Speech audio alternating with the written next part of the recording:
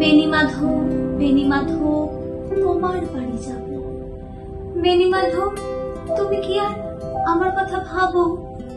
বেণীমাধব, মোহনবাসী তমাল তোর মূলে বাজিয়েছিলে, আমি তখন মালতী স্কুলে ডেস্কে বসে অঙ্ক করি, ছোট্ট ক্লাস ঘর, বাইরে দিদিমণির পাশে দিদিমণির পর।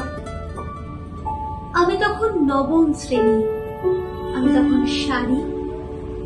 আলাপ হলো বেণীমাধব, সুলেখাদের বাড়ি। বেণীমাধব, বেণীমাধব, লেখা পড়ায় ভালো, শহর থেকে বেড়াতে এলে আমার রং কালো, তোমায় দেখে এক দৌড়ে পালিয়ে গেছি ঘরে। বেণীমাধব, আমার বাবা দোকানে কাজ করে।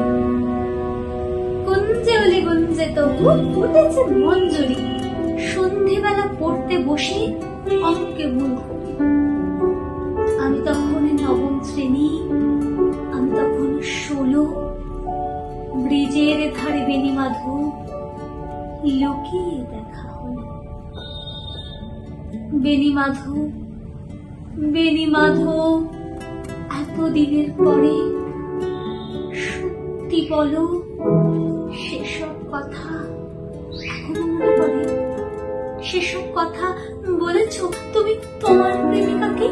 আমি কেবল একটি দিন তোমার পাশে তাকে দেখেছিলাম আলোর নিচে, অপূর্ব সে আলো। স্বীকার করি, দুজনকে মানিয়েছিল ভালো, জড়িয়ে দিল চোখ আমার, পুড়িয়ে দিল চোখ। বাড়িতে এসে বলেছিলাম ওদের ভালো হবে।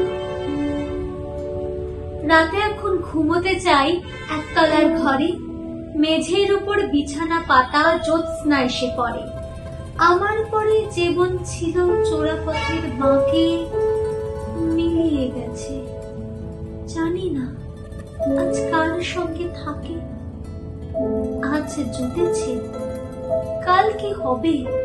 কালের ঘরে শনি। এখন আমি এই পাড়ার সেলাই দিদিমণি।